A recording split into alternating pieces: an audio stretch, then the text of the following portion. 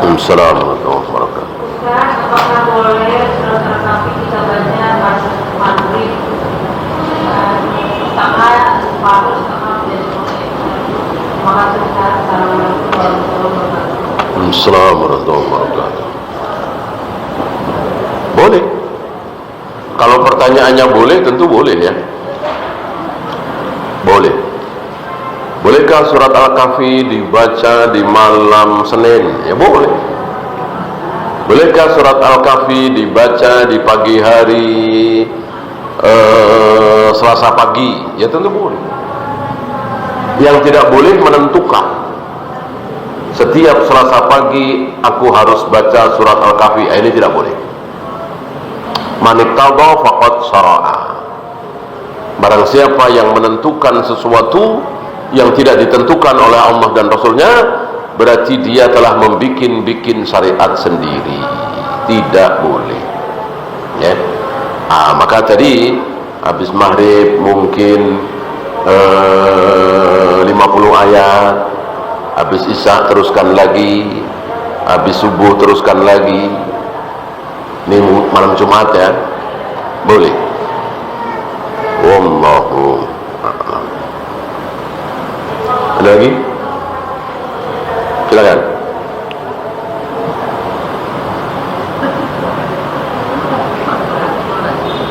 Ya, kedengeran.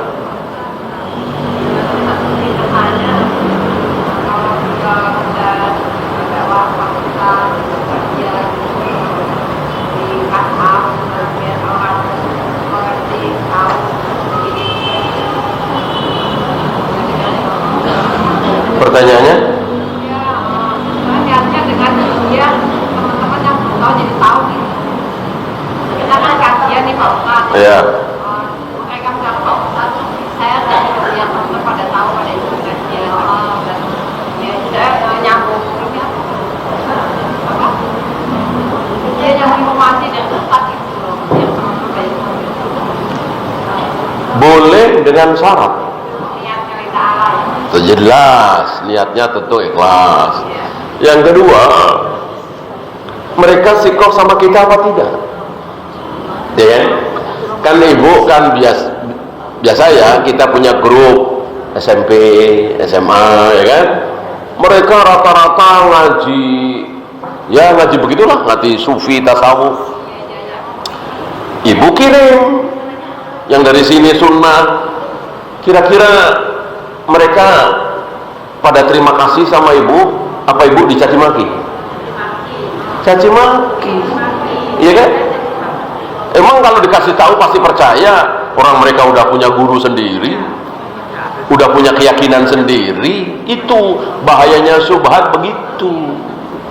Mending kalau teman-teman ibu itu jarang sholat, masih suka ngerokok, dengerin musik, berbuat maksiat, dugem,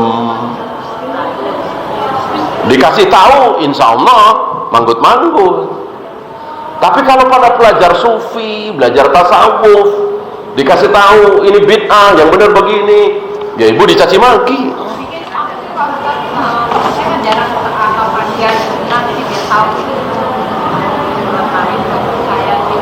Ya emang kalau mereka lihat ibu bikin status kajian sunnah, terus otomatis pada ngikut gitu?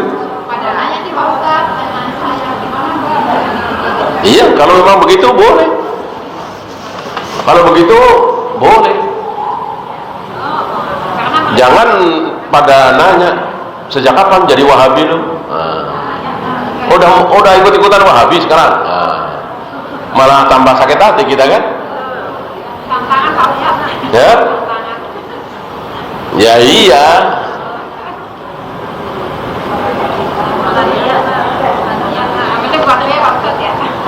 Iya, intinya ibu harus lihat-lihat lah.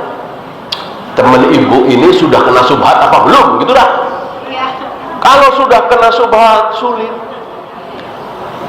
Apa Habiber, apa Torekot, apa Sufi, apa Nganu, segala macam. Maka lihat-lihat. Kecuali belum terkena subhat, insya Allah masih muda. Ya. Ada lagi?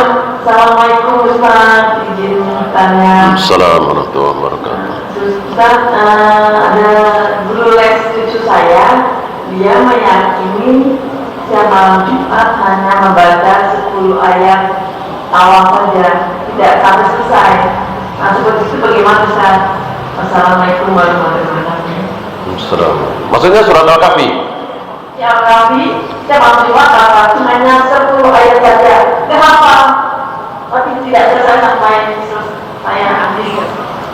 Kalau merasa cukup kemudian menyalahkan yang baca sempurna, ya jelas dia salah. Cuman kalau dia mungkin nggak ada waktu, mungkin nggak ada kesempatan, lalu bacanya cuma 10 ayat awal atau 10 ayat akhir, boleh, insya Allah boleh. Dia meyakini gitu kan saya pesan kita mengantar cucu saya. Nah saya belum selesai nih Al-Kahfinya, saya udah sempat maafnya saya mau lanjutkan Al-Kahfi belum selesai nih. Terus Bu, kalau saya cuma 10 ayat pertama saja nggak sampai selesai. Kalau dia nggak apa-apa Bu, saya bilang gitu. Terus saya baca terus aja gitu. Oh ya, berarti salah. Berarti dia merasa yang benar itu 10 doang gitu. Ya salah. Yang benar ya tadi hadis-hadis sudah kita baca kan. Barang siapa yang membaca surat Al-Kahfi di hari Jumat, maka namanya surat Al-Kahfi tentu dari awal sampai akhir gitu. Tapi kalau hafal kemudian dia murojaah supaya selamat dari Dajjal, boleh tadi 10. Kan masing-masing ada keterangannya tadi kan, ada keterangan hadisnya. Ada lagi?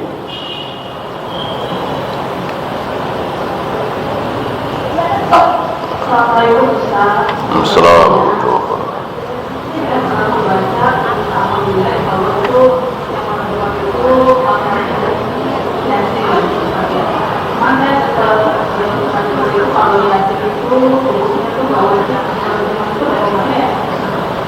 Baca Yasin tiap malam Jumat.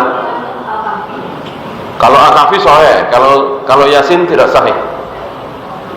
Kalau Yasin hadisnya tidak sahih. Seluruh hadis-hadis tentang keutamaan surat Yasin dikumpulkan oleh para imam dan satu pun tidak ada yang sahih. Adapun surat Al-Kahfi tadi sahih. Ibu barangkali selama ini biasa malam Jumat baca Yasin, ganti dengan baca Al-Kahfi. Dan ibu tentu setiap hari kan baca Al-Quran, dilanjut. Kemarin sampai surat apa, sekarang terusin. Pasti melewati surat Yasin. Ketika melewati itu pas malam Jumat, ya nggak apa-apa. Nggak apa-apa. Wallahu. Ada lagi?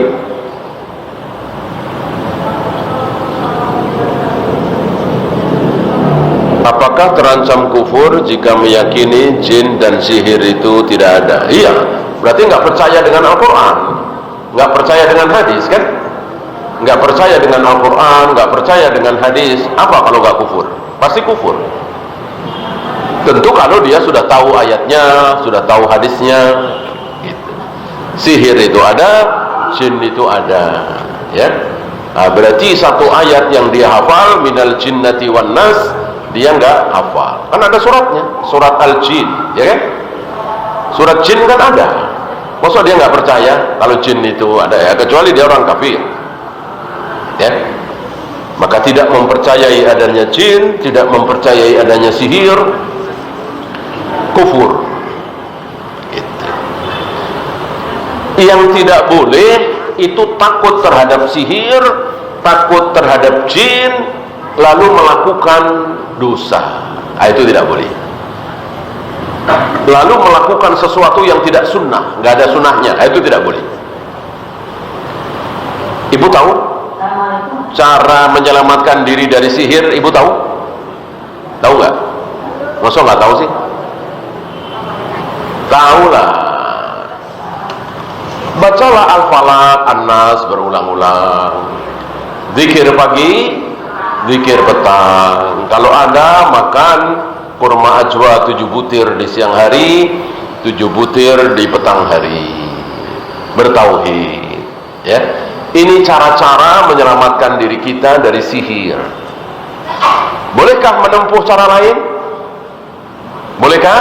Nah, kemana-mana pakai sabuk, di sabuknya ada rajahnya, nah, ini tidak boleh.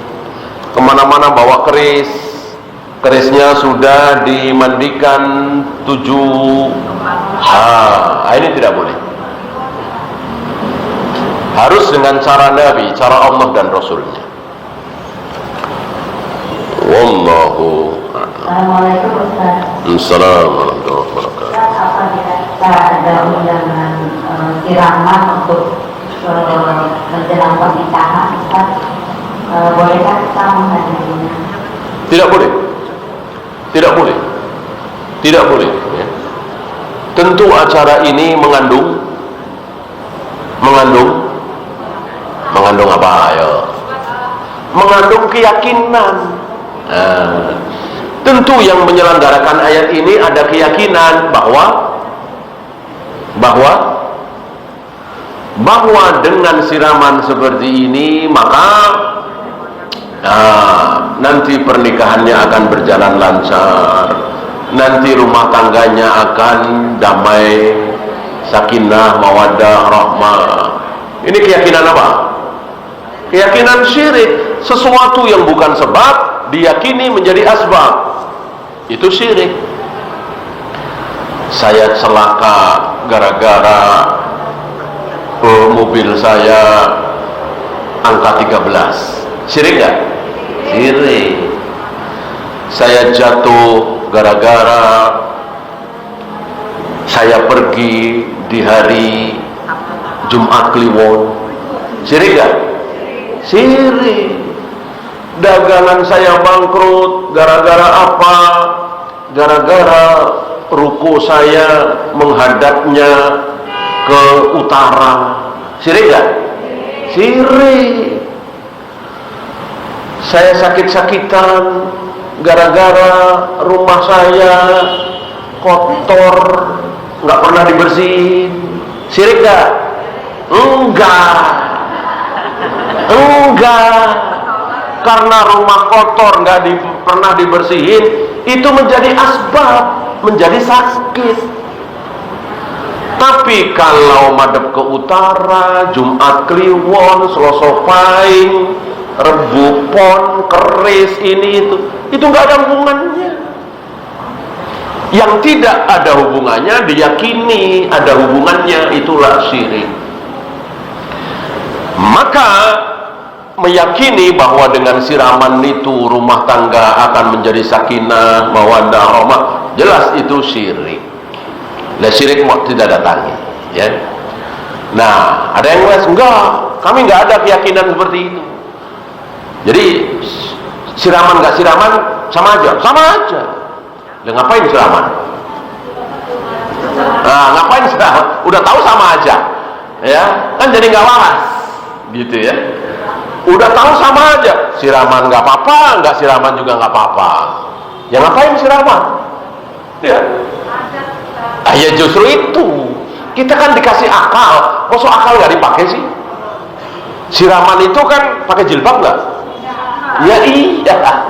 Kelihatan rambutnya, kelihatan lehernya, kelihatan setengah dadanya. Apa nggak dosa? Iya. Ditonton, ya kan? Nggak semuanya mahram di situ. Gitu. Syirik enggak, tapi dosa, buka aurat kan? Atau gini aja, udah siraman sono, siram sendiri kamar mandi, ya kan? Mandi, ya ini berakal. Berarti tidak menyia-nyiakan akalnya, berarti akalnya dipakai, bagus, cerdas. Ya siraman, udah siraman deh, udah tadi kamar mandi, ya kan? Siraman kan siram. Ada orang Jawa di sini? Siram artinya apa? Iya, siram mandi, ya. Pun siram dereng. Nah, itu kan mandi. Ya. Maaf Ustaz, apakah termasuk itu berlaku untuk 7 bulan yang lain? Iya. Masuk itu? Kalau dia ada keyakinan bahwa dengan 7 bulan akan begini, ya syirik. Kalau nggak ada keyakinan, iseng-iseng doang, ya bid'ah. Gitu ya. Syirik pasti bid'ah, bid'ah belum tentu syirik.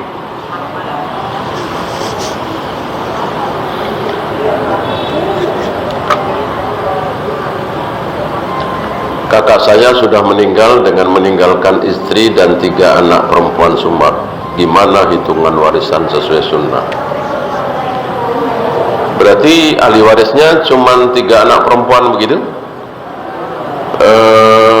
Suami nggak ada, ayah ibu nggak ada, anak laki-laki nggak ada. Maka 3 anak perempuan ini mendapat 2/3 dari seluruh harta mayat. Sisanya yang 1/3 untuk fakir miskin. Anak-anak perempuan bukan asobah, tidak bisa menghabisi sisa. Yang bisa menghabisi sisa adalah laki-laki. Kalau ada anak laki-laki saja, maka seluruh harta untuk anak. Dengan pembagian yang laki-laki 2 kali lipat dari yang perempuan. Ketika bangkit dari sujud, lebih baik mengepalkan tangan atau tidak? Ini khilaf bainal ulama ya, saya tidak bisa mentarjih. Apakah mengungkit amal soleh ketika berdoa tawasul berarti kita beramal tidak ikhlas? Kalau tidak ada contohnya dari Rasul dan para sahabat, mungkin. Ini kan ada contohnya. 3 orang yang terjebak di dalam gua. Yang tidak boleh adalah mengungkit di hadapan manusia. Kalau dulu aku nggak tolong kamu nggak akan sukses seperti ini. Ini nggak boleh. Ini nggak boleh.